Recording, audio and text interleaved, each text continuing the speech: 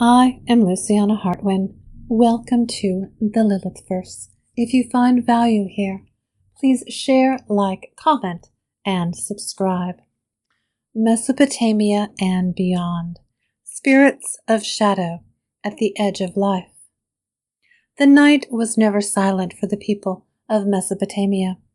Step outside after sunset, and the air itself seemed to breathe. Shadows gathered at the edges of twilight, not as emptiness, but as company. Every ruined wall, every bend in the river, every restless wind across the plain carried whispers. To live in that world was to live with the certainty that you were never truly alone. These presences were not angels or devils, not yet. The people of Sumer and Akkad, of Babylon and Assyria, did not divide the unseen into neat categories of good and evil. Instead, they inhabited a cosmos teeming with spirits, each one tangled in the same fragile web of existence as human beings. Some would guard you. Some could harm you. Most lingered in the spaces in between, ambiguous, unpredictable, demanding attention. To us, raised in cultures shaped by later demonologies, the word demon conjures images of horned monsters or Templars from hell. But in Mesopotamia, long before the rise of that rigid binary, the word we would translate as spirit was far less moralized. The Giddim, the dead, could bless their descendants or torment them. The Lamassu, winged guardians, stood carved in stone at city gates. And then there were the wanderers, the Utukku and the Lilitu. The Utukku were not fallen angels. They were the restless dead, shades of those who had not been buried with care, or whose deaths were unjust. They drifted at the margins of human settlements, carrying illness, misfortune, and uncanny dread. The Lilitu, by contrast, were born of air and storm, female spirits who prowled the night, not yet the singular Lilith of later myth, but a whole class of beings tied to wind, wilderness, and desire. They were unsettling precisely because they could not be contained by the safe boundaries of home or village. Tonight we step into their world. This is not a tale of demons as embodiments of sin, but of shadows as companions, forces that reflected humanity's fears, longings, and unburied memories. To understand the Utukku and the Lilitu is to understand how the first great civilizations imagined the company of the unseen. The landscape of spirits in Mesopotamia. To step into the Mesopotamian imagination is to enter a world alive with presences.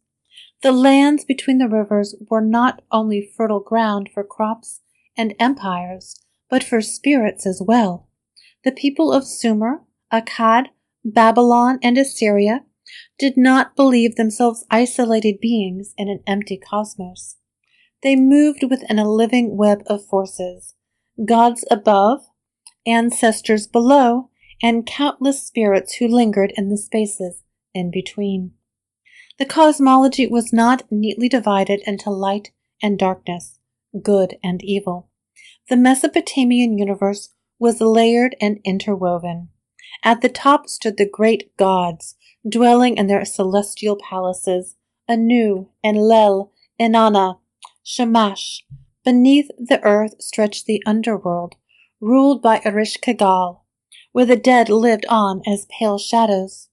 And between these realms, between heaven and the grave, was the liminal world of spirits. It was here that daily life unfolded, for these spirits were not remote.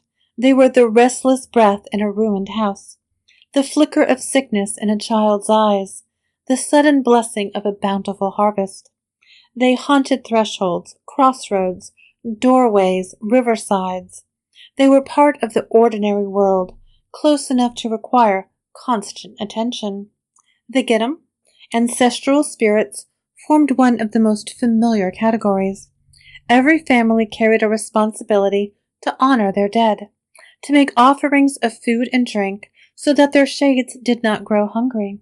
A neglected ancestor could become dangerous, sending misfortune upon the household.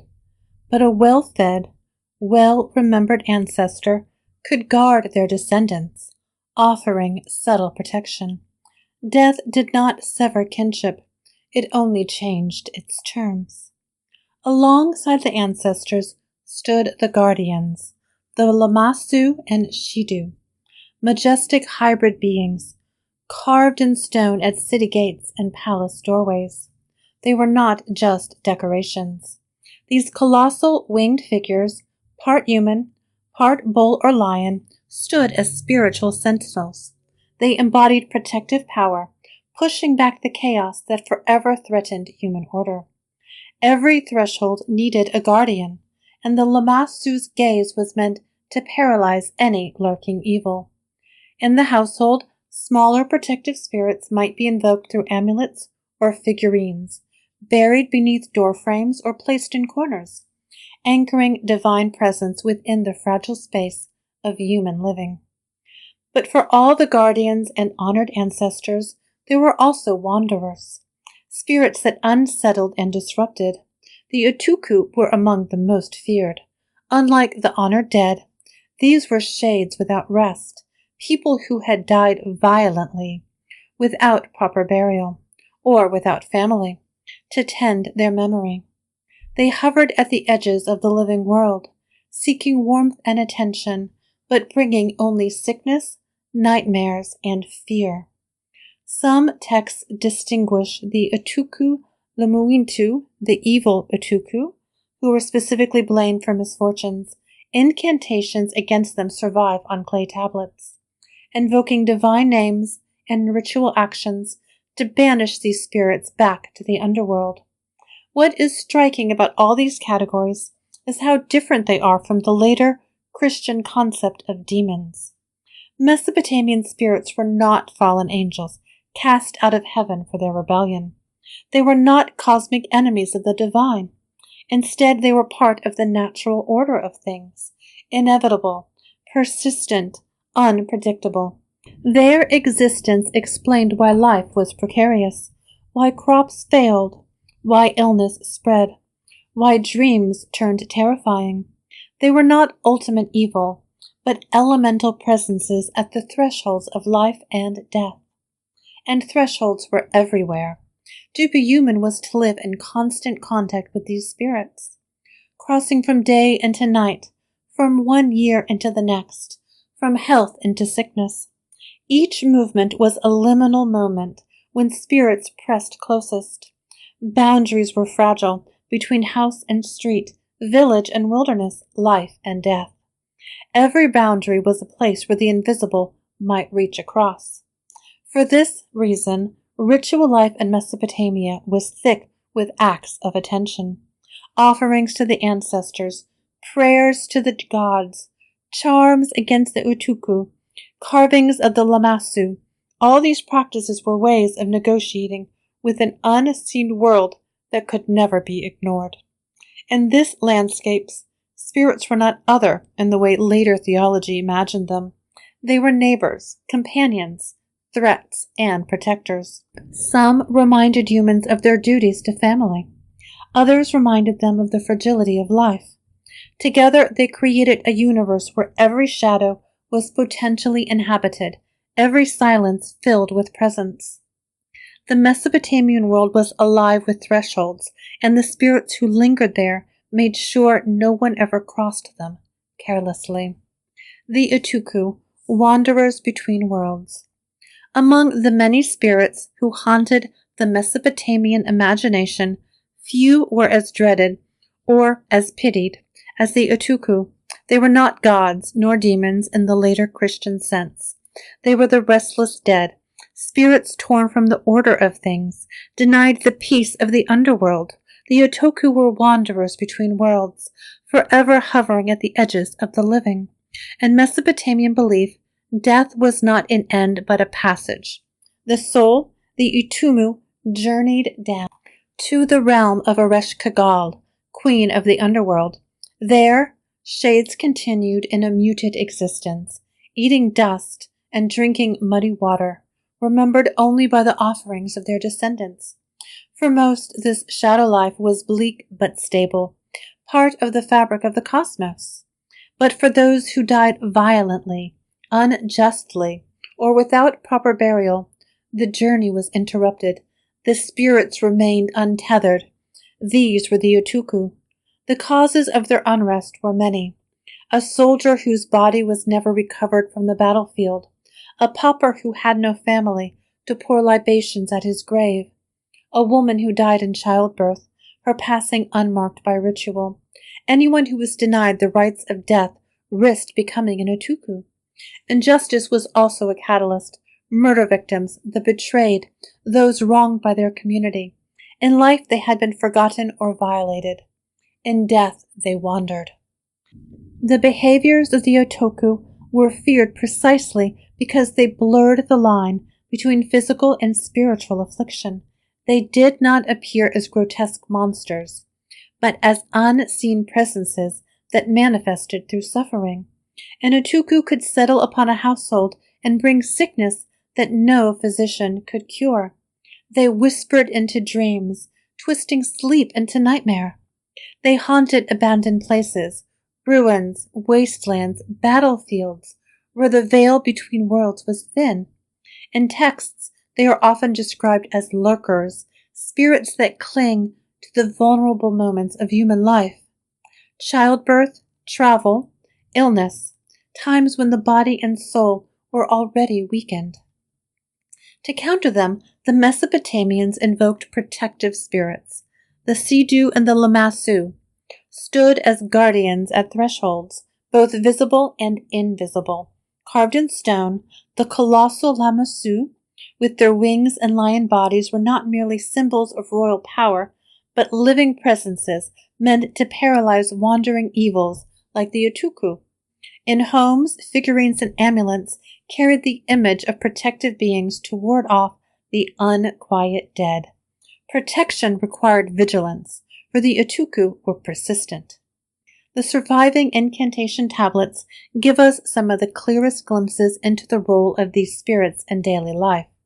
In one text, the exorcist declares, "Whether you are an Utukku of the steppe, an Utukku of the grave, an Utukku who lurks in the corner, be gone, by the command of E, Lord of Wisdom, by the hand of Marduk, Son of the Deep, may you be driven back into the earth." Here the Utukku are not merely described, but addressed directly, named in their many possible dwellings: steppe, grave, corner, ruin. To name them was to assert control, to strip their power by the authority of the gods. Rituals involved burning incense, pouring water, drawing protective circles, all designed to sever the spirit's hold and send it back to the underworld. Yet the fear of the Utukku reveals more than superstition. These spirits embodied the cultural anxieties of Mesopotamia. Proper burial, ritual attention to the dead, and maintenance of cosmic order were not optional. They were essential to keep society in balance. To neglect the dead was to invite their return in dangerous form. The Utukku reminded the living of their obligations. Honor your ancestors. Bury your dead. Maintain justice. Forget these duties, and the consequences would not remain abstract. They would come to your doorstep in the form of sickness, ruin, and dread. In this way, the Utukku were terrifying and profoundly human. They were not foreign monsters, but distorted reflections of human failure, forgotten kin, neglected obligations, injustices unrighted. The restless dead carried the weight of memory, forcing the living to confront what they would rather ignore. The Mesopotamian world was filled with spirits, but the Utukku taught perhaps the sharpest lesson. that the boundary between life and death is fragile, and that what we fail to honor will return to haunt us. The Lilitu, wind spirits, night-hags, shadow lovers. If the Utukku were the restless dead, the Lilitu belonged to the wilderness, the wind, the night, and the spaces where human settlement gave way to untamed earth. They were not bound to graves or ancestry, but to the restless elements themselves. The very name Lilitu comes from the Sumerian root lil, meaning wind, air, or breath. These were spirits of movement and intrusion, sudden as a storm, invisible yet felt. Unlike the ancestral Gidam, whose presence could be expected, or the Utukku, whose arrival was dreaded, the Lilitu were unpredictable. They came with the shifting of the wind, with the lonely howl of the desert, with the moment when a mother's lamp burned low. Often imagined as female, they carried the double charge of allure and danger. They lingered at the edges of town, where fields blurred into wasteland, or perched like birds in lonely trees, waiting for nightfall. Descriptions from the Lilitu are fragmentary, scattered across incantations, myths, and omen texts. In some they are harpies of the storm, flying spirits that ride the wind and enter through open windows. In others they appear as night-hags, figures who approach sleepers, pressing down on their chests, stealing breath and peace. They are associated with sexual danger, spirits who seduce men in the night, draining their vitality, or who endanger mothers and infants, preying upon the vulnerabilities of childbirth. Their domain was intimacy and threshold moments, the joining of lovers, the peril of birth, the fragile sleep of children. And yet, crucially, the Lilitu were not demons of sin. To the Mesopotamians, they were not moral warnings, but personifications of the risks that always hovered around human life. In a world where infant mortality was tragically common, where childbirth could claim a mother's life, and where desire was both sacred and perilous, the Lilitu gave shape to fear. They were explanations for the inexplicable, the sudden death of a baby, the fever that struck in the night, the irresistible pull of forbidden longing. In their danger, they were also strangely intimate, shadow companions of human passion and fragility. One of the most famous appearances of a Lilitu is found in the Sumerian poem of Gilgamesh and the Holupu tree. In this myth, the goddess Inanna plants a sacred tree, hoping it will grow into wood for her throne and bed. But the tree becomes a dwelling place for three beings, a serpent at the roots, the bird Anzu in the branches, and a Lilitu in the trunk. When Gilgamesh finally comes to cut the tree down, he drives away the serpent and frightens off the bird, but the Lilitu simply flees into the wilderness. This image of the spirit who refuses capture, who will not be confined to hearth or temple, captures their essence. The Lilitu cannot be eradicated, for they only retreat, waiting for another night. As Mesopotamian culture gave way to later civilization, the Lilitu began to change shape. In Hebrew texts, they became Lilith, a singular figure, imagined first as a wilderness-dwelling night spirit, and later as Adam's rebellious first wife in post-biblical lore. In medieval demonology, she is reframed as Queen of Succubi, Mother of Demons, a tempter of men, a slayer of infants. What began as wind spirits and night hags, shadows personifying natural dangers, were recast into cosmic enemies of God, embodiments of lust and sin. The ambiguity of the Lilitu was lost to a moral binary. And yet, the traces of their origins remain. Even in their most demonized form, the Lilitu still embody the wilderness, desire, and the fear of what cannot be controlled. They are spirits of threshold and edge, of the moments when human certainty falters and nature asserts its own will. The Lilitu remind us that what we fear is often what we most desire. Intimacy, freedom, the breath of the wind in the dark. To call them demons is to flatten them, to see them as they first were, wind spirits, night-hags, shadow lovers, is to glimpse the way our ancestors named the untamable forces that walked beside them in the night. Between blessing and curse, ambiguity of spirits. In the Mesopotamian imagination, spirits were not bound to the mortal categories we often impose. They were neither angels nor devils, but something more unsettling, presences that could bless or curse, depending on circumstance, mood, or neglect. Theirs was a spectrum of behavior as fluid as the winds that carried them. The Lilitu are a perfect example. They could be feared as seductresses, slipping into dreams and stealing vitality. Yet their connection to sexuality also tied them to fertility and life.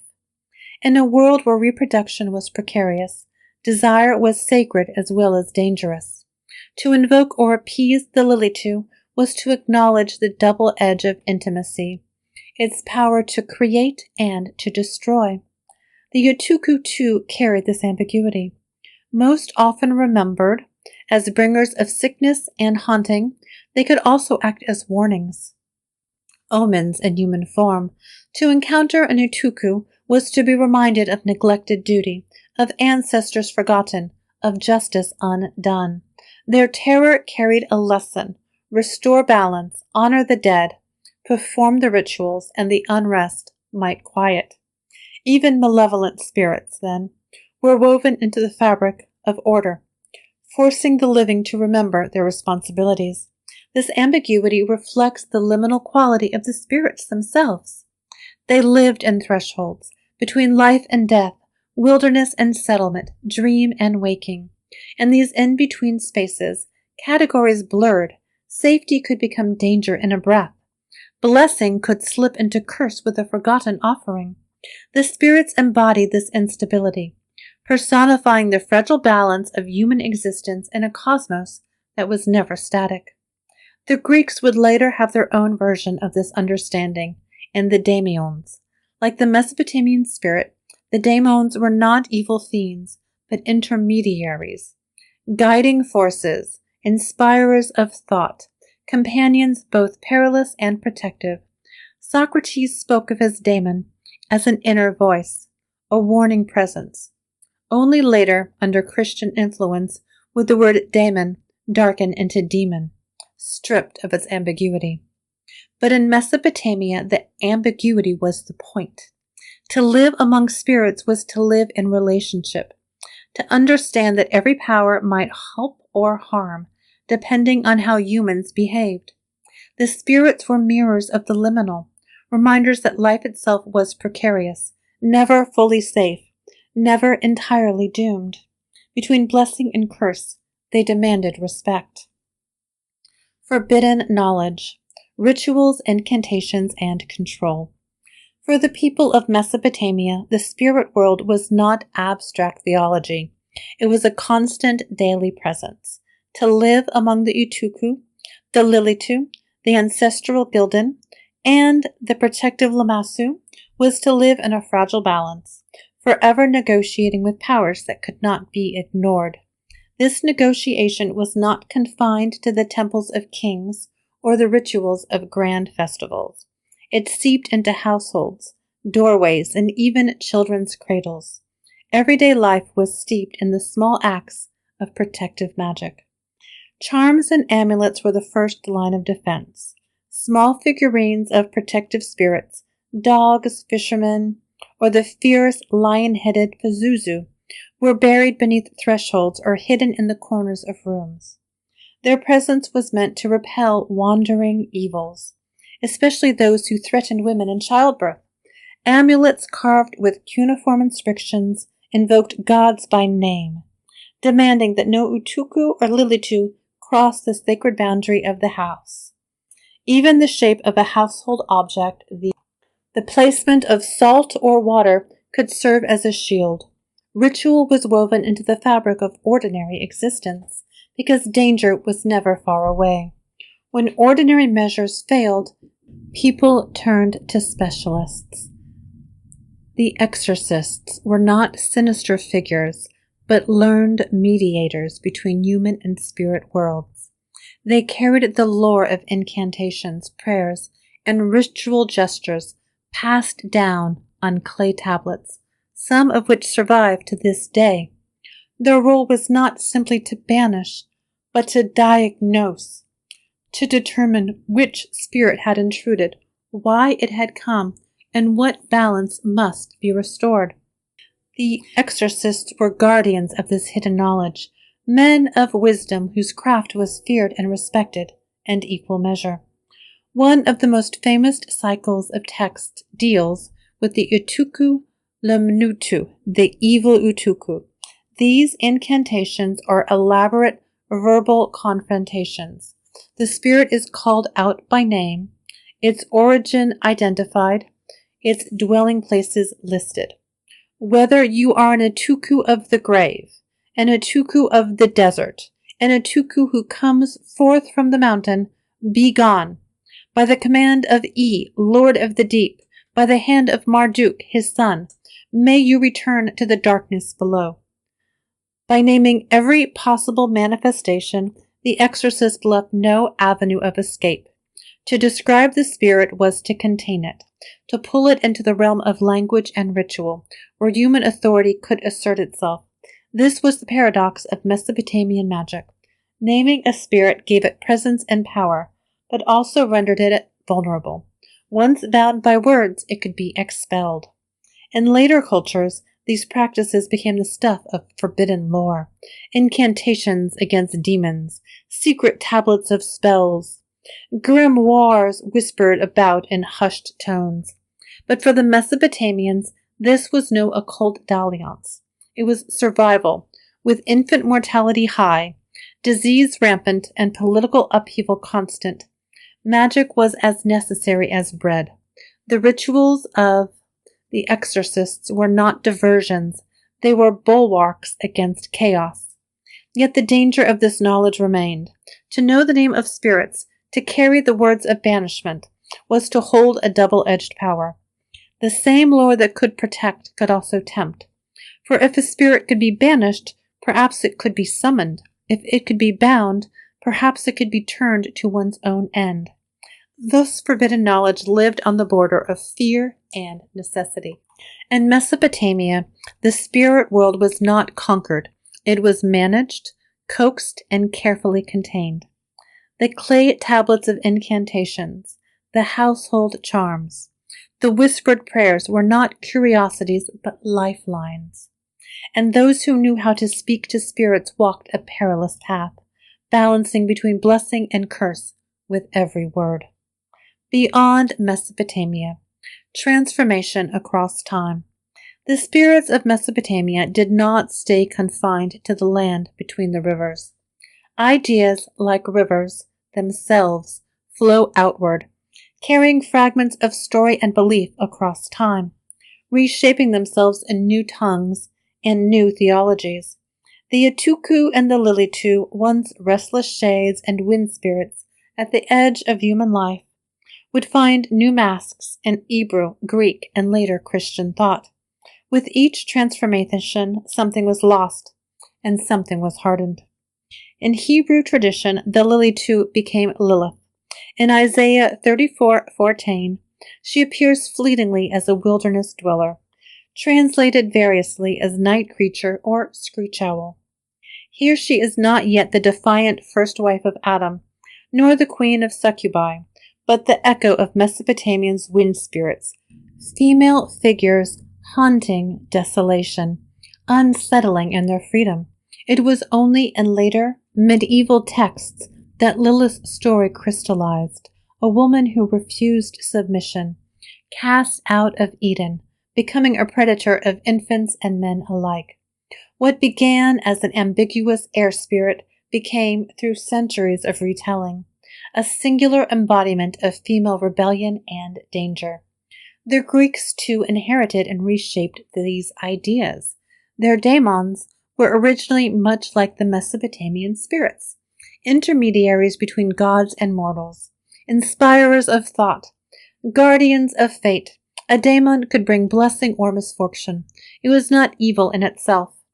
Socrates even spoke of his daemon as a guiding inner voice, a spiritual companion who warned him against missteps. But over time, particularly under the influence of dualistic philosophies and later Christian reinterpretation, the neutral daemon began to slide toward malignancy. The word that once meant spirit would eventually become demon. By the medieval period, the transformation was complete. Christian demonology classified spirits into strict hierarchies of hell, princes and dukes of the infernal realm, each with a specialty in temptation or torment. The Utukku and Lilitu were long forgotten by name, but their shadows lingered in the succubi and incubi of European lore, and the restless dead that stalked villages, and the elaborate catalogues of infernals that filled grimoires. What had once been ambiguous presences, sometimes protective, sometimes dangerous, were now flattened into Satan's army. Every spirit was either angel or devil, ally or enemy, light or darkness. The long arc from Mesopotamia to Christendom is not just a shift in names, but a shift in world view. The Mesopotamians lived with spirits that were capricious, unpredictable, woven into the cycles of fertility and decay. These beings mirrored life itself, precarious, ambiguous, never entirely safe. Later traditions, especially under the weight of Christian dualism, sought clarity where once there had been mystery. Ambiguity gave way to binary morality. Shadows were no longer companions at the edge of the firelight, but enemies to be cast into outer darkness. And something was lost in that translation. Where every spirit becomes either saint or devil, there is no room for the in-between, for the messy, human truth that forces can harm and heal, seduce and bless, terrify and teach.